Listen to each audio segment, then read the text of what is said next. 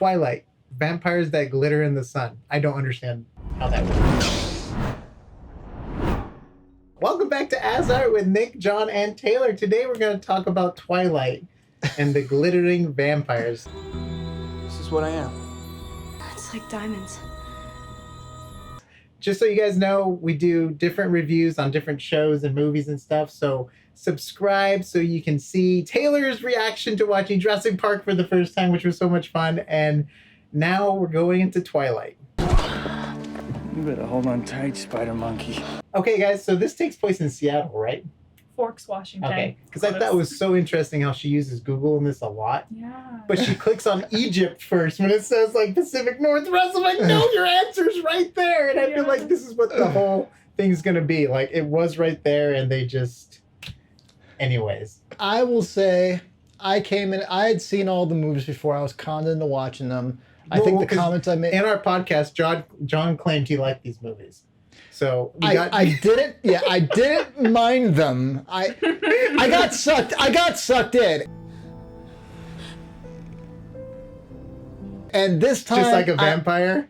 Exactly. And I'm like, I never want to see these again, but I enjoyed them for what they were. And then coming in again, I'm like, this is gonna be so painful. And then I caught myself. I'm like, it's not bad. It's not. So yeah, so I kind of liked it. It's entertaining. I feel like that's the way to put it. Yeah, it's like entertaining, like bad movie entertaining. Yeah. Yeah, I was ashamed that I actually liked it. Yeah, so. Oh, so you liked it? Like I was laughing the whole time during this thing. Oh yeah, I was too. Yeah, like Spider Monkey. Oh, hold on. Spider Monkey? Where did Spider Monkey come in? And then later on, there's like another monkey reference when they're playing baseball. That got some flack at the time, to be fair. My monkey man. Oh, really? Oh, really? Yeah. Oh, really? Oh, that's interesting. Yeah. So my thought, and I wrote this down in my notes, is there's a few times where I thought to myself, you know, this is not too bad. And about 30 seconds later, they said something, and it was, the dialogue was so bad, I thought there was blood, you know, oozing out of my ears because it hurt so bad. So I kept thinking, it's not too bad. Oh, but now it is. It's not too bad. Yeah. Oh. So I kept going back and forth. And then you would hear the... Or they would growl at each other. You're like, what is this? It's so good. It's so good, it's bad. No, it's so bad, it's good. It's so bad, it's good. Sorry. Close. Yes, I'm getting all... This movie got me all mixed up. Yeah. Like, I don't like... I was expecting a castle, and they're like in this modern house and everything, which was just so like... Well, there goes... That could have been the coolest part of the whole movie. Like a really cool like dungeon castle. That kind of happens in Breaking Dawn. Oh, so spoilers. You get a little bit of... Oh, you know what? Before we go any farther, spoilers. We're probably going to spoil Twilight if you haven't seen it. And if you haven't seen it, I would recommend to not watch it unless you're high or drunk. I'm just kidding. I'm just kidding. Or both. or make a drinking game out of it. Every time you hear someone's breath, you take a shot. I didn't recall how old these movies are because, again, I wasn't conned into watching these until many years later. And I didn't realize this came out in 2008. I was only a couple weeks or a couple years out of graduate school when these came out. I'm like, wow, these were a long time ago. Yeah. Okay. We got to talk about it though, right? Yeah. It's a female lead. It's written and directed. Directed by a female, yeah. Mm-hmm. And it's like the weakest character, like lead character for like woman power. Like she's literally like carried around. Like, Well, you really shouldn't have said that.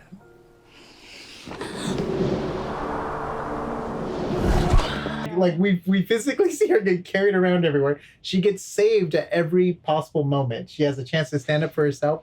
She gets saved, and then I don't know if I'm reading this right, but apparently he can read everyone's mind but hers. Does that mean she's like slow or stupid or like, you know what I mean? Like, I don't know. I just didn't understand. I'm like, boy, hold on. Is You don't have anything going on in there. I know, that's what I thought of. I'm like, that's a total dig. Like, I like you because you're empty inside. It's like, what? And then you... nothing. I just was so confused by this movie. Before I saw the movies, one of the funniest things I've ever seen in regards to the Twilight movies is season 8 of Beavis and Butthead. When they brought it back, the very first episode was on on Beavis and Butthead, and then they're watching the movie and they're like, why does she always have her mouth like partway open? And it's because she's not thinking anything. That's why. I mean, it's so funny. But everything they made fun of is absolutely true in this movie. And so I kept laughing. I'm like, yep, there's another thing that Beavis and Butthead had to say about. It's funny because these actors aren't bad though, right? Because they all have a pretty good career now. Like a lot of the actors, it's pretty faces in this movie. I don't know. The scenery's pretty too with the trees and everything. But other than that, everything and it kind of has like a blue effect going on the whole time which isn't bad. It's actually kind of cool, like the coloring they have going on. Yeah. But man, the effects killed it for me. The writing killed it for me. Eyes. The story killed it for me. The acting, which it probably wasn't their fault. It could have been like a George Lucas thing where maybe the director's not good with directing people. But I have not read the books. Have you read the books? I tried to read the first one. It didn't get past like chapter 3. Yeah, just not my thing. That sucks. Well, I mean, you can tell the production values were high. There was good camera work. The color was good. The audio work was pretty good overall. The effects were terrible. The growling. You know what? That's what I was going to say, and we'll get into this longer in the long form podcast. But I've never seen a movie that really does supernaturally fast running. Like it always looks super fake. Avengers and this. The Flash was good. Yes, and that's what I wrote down. Aside from the super Quicksilver, X-Men, and the Flash, but you can't do slow motion every time someone's moving fast. You see that happening, you're like, no. When they're the blurred one. Yeah, it's like no. And then like they used it for like the lamest parts, like when he goes to open up the door. Yeah. Like, was that even necessary for a VFX shot? Like, yeah. Just like, wait, what? Who thought of this? The only other time I could think of they did that well, one of my favorite vampire movies, I love Bram Stoker's Dracula. My wife hated it. And I really love Interview with a Vampire. And there's a few shots in that movie where Lestat's moving very fast, but it's literally, he just moves out of frame and he comes in from another camera angle on a cut. And so they cut around it. You don't need to see it. You're just getting this sense of the reactions that they're moving faster than we can perceive. And I feel like sometimes when you show everything, that's bad. And then we got the god-awful, horrible Queen of the Damned, which was the second Interview with the Vampire movie, or Anne Rice novel movie. And they did the same speed trails that they did in here. And it's like, it doesn't look good, you know? Speaking about other vampire movies, I feel like this one's so different with... the power sets of vampires. Yeah. I mean, I grew up with Blade, Underworld, Abbott and Costello meet Dracula, or Frankenstein, well, the black and white one. I mean, the original Dracula, to even Castlevania, right? Because that's Dracula. And there's always like, you understand the basics, right? Like wood, stick in the heart kills a vampire. Oh, and did you notice that they had their little cross in their house? Did you notice that? They had a cross? Yeah, it was a small reference. Oh, they had an onion in the classroom, so there's onions, or it wasn't onions, it was garlic. Never mind, sorry. Garlic, and then they have to sleep at during the day. Like they can't even let sunlight touch them. Like to the point where they sleep in a coffin, so like no light comes in, and then like all they do is glitter in this house. Like they're making him a teen heartthrob, so they can't make him melt. It's like diamonds. It's ugly. I'm like, I'm sure, dude. You're beautiful. You're a beautiful looking man. And she's like, you have abs still, and you're like glowing. Like, what are you talking about? I'm so sure. And then what I thought was funny is there's a scene later on where they're walking and they're like a couple now at school. Yeah. He puts on sunglasses because it's sunny outside. Yeah, he's not glittering. I'm breaking all the rules now anyway. Since I'm going to hell. Like, what's the point of using the glitter effect? He's freaking walking around with sunglasses on. It's so bright. Yeah. I think they have a mention of Forks being like the most cloudy place in America. So that's like why they're hiding out there. Yeah. So maybe there were some clouds. I don't know. What's up with the red lips and the pale skin? Is that just to show that they're dead? They're in a band. They're beautiful. I don't know. And then I think, oh my gosh, okay. This is so funny. So when they first meet in class, she talks about the weather. She's like, I don't like wet, cold, sticky, or something like that. And then it cuts abruptly. But I'm like, that's what he is, though. Yeah, I don't like wet, cold things. But that's what he is. He is cold, right? Yeah. Like he's cold to the touch. Yeah. So like every time they cuddle, oh my gosh, there's a scene where they're cuddling in bed. I'm like, she's cuddling with a block of ice. Like how is this? I thought that too. I'm like, oh, let me. I'm unconscious, but let me just curl up here on the ice block.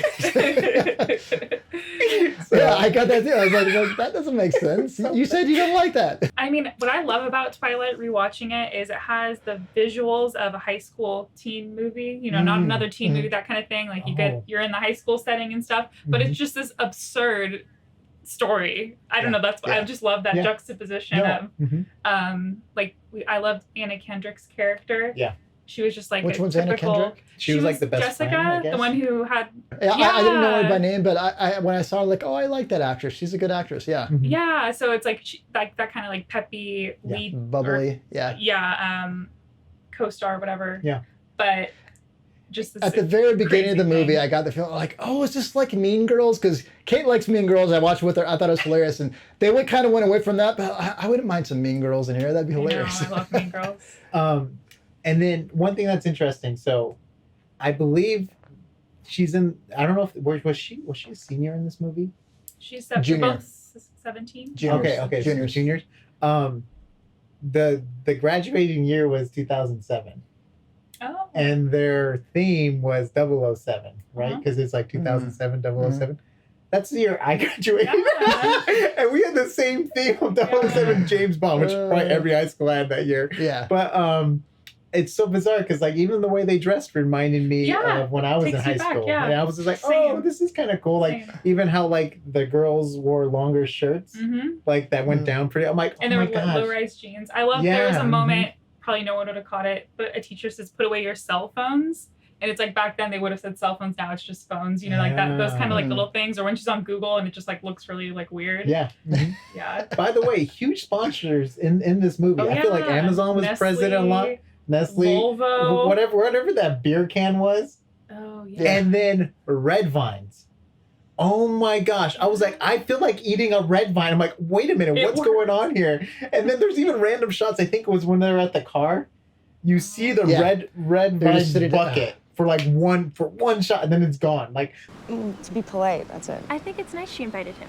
Nobody ever does. there's a lot of things that disappear in this. Like I don't think they were taking into account like what was really going on. Yeah. Like, What's that called? Like there's a person that's usually in charge of Continuity. what's going on. Continuity. Yeah. but I think Yeah, also the when red they're vines having a had me secret for sure. conversation in a line with people around them when they're going through the garden, like they're having this secret conversation, but there's like people all around them. When the girl falls forward, her hat disappears, and it's just like random things I noticed. I'm like, wait, what? And then it was just So we're gonna do a longer podcast where we're gonna talk about more things. Like we didn't even touch on the baseball game. There's so many things I want to touch on in the baseball game and about the vampire that hunts her and how creepy this whole thing is. I feel like there's a lot of gaslighting.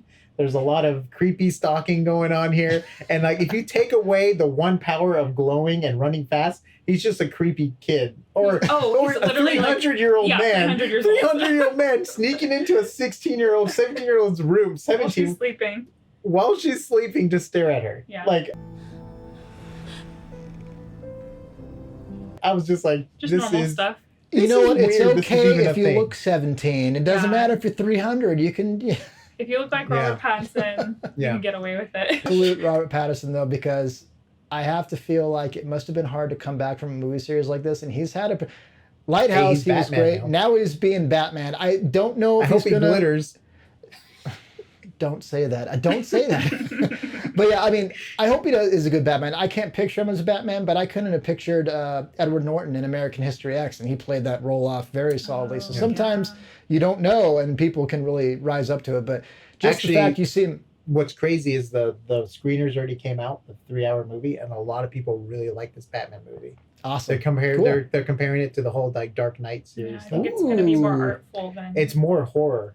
Than it is. Oh, I like that. I like that. Cool. I think they're doing the Halloween killer, which is the only mystery Batman never solved. So it's like one of those like it's supposed to be like a lot of crime scenes, more like detective work than just punching the Joker in the face. That's cool. Good. I mean, I love Christopher Nolan series, but it would be fun to get a different take, but also have it be good.